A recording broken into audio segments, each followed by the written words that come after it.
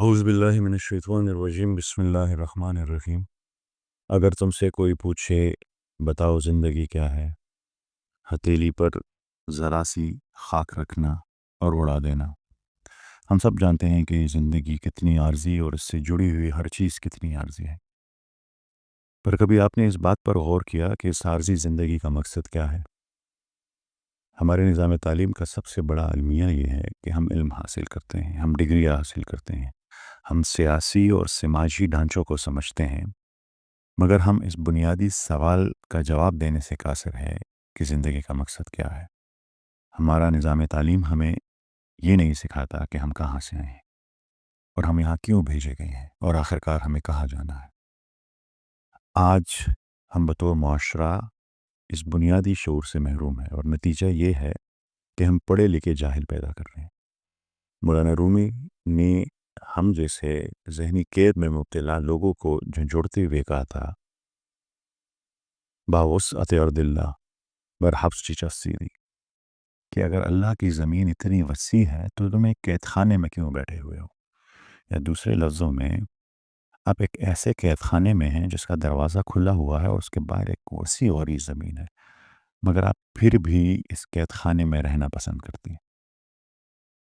اہل دانش نے ہر دور میں ان سوالات کا کہ زندگی کا مقصد کیا ہے کا جواب ڈھونڈنے کی کوشش کی۔ علامہ اقبال نے اپنی نظم خضر میں فرمایا اور یہی سوال پوچھا کہ زندگی کا راز کیا ہے، سلطنت کیا چیز ہے۔ غنی خان بابا نے بھی اسی سوال کی تلاش میں مذہب اور فلسفے کو سمجھنے کی کوشش کی اور کہا، ڈر پیران میں ٹنگولی مذہبنا لٹولی چرتا ٹکے رنا نشتا بس کے سو پسی کسا موٹی خاورے نہ جوڑ شوے موٹی خاورے بجوڑے گم زدے ولی جوڑا ولم ساجت ہو ددیسا۔ مٹی سے بنا ہوا انسان ہوں، مٹی ہو جاؤں گا میں، مجھے کیوں بنایا، میرے بنانے کا مقصد کیا تھا؟ غرض یہ کہ جان کیٹس، ولیم ورڈزورتھ، سقراط، افلاطون، ارسطو تمام اسی سوال کی جواب کی تلاش میں رہے۔ ارسطو نے اپنے ذہن کے مطابق زندگی کا مقصد یوڈیمونیا کو قرار دیا، جو ایک یونانی اصطلاح ہے جس کا مطلب ہے حقیقی خوشحالی یا خوشی۔ پر ایک عام انسان کے لیے حقیقی خوشی کیا ہے؟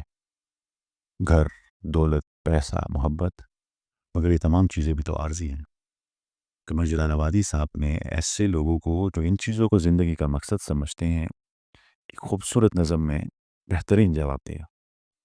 وہ کہتے ہیں کہ کر لوں گا جمع دولت و زر، اس کے بعد کیا؟ لے لوں گا شاندار سا گھر، اس کے بعد کیا؟ میں کی طلب جو ہوگی تو بن جاؤں گا میں رند، کر لوں گا میں قدوں کا سفر، اس کے بعد کیا؟ ہوگا جو شوق حسن سے راز و نیاز کا، کر لوں گا گیسوؤں میں سحر، اس کے بعد کیا؟ ایک روز موت زیست کا در کھٹکھٹائے گی، بجھ جائے گا چراغ قمر، اس کے بعد کیا؟ اٹھی تھی خاک خاک سے اسی میں مل گئی، پھر اس کے بعد کس کو خبر، اس کے بعد کیا؟ اس کے بعد کیا؟ اب تک کے تجزیے سے آپ کو یہ اندازہ تو ہو گیا ہوگا کہ انسانی علم اپنی تمام تر قیاس آرائیوں کے باوجود اس سوال کا جواب نہیں ڈھونڈ پایا۔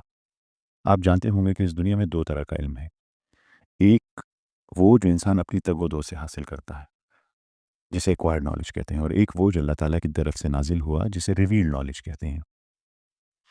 اب جب کسی سوال کا جواب آپ کو ایکوائرڈ نالج میں نہ ملے تو آپ ریویلڈ نالج کا رخ کرتے ہیں۔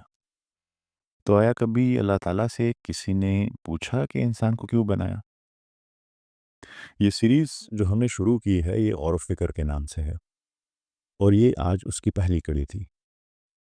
دوسری کڑی میں جب ہم ملیں گے تو ہم اس سوال کو ریویل نالج میں تلاش کریں گے کہ زندگی کا مقصد کیا ہے۔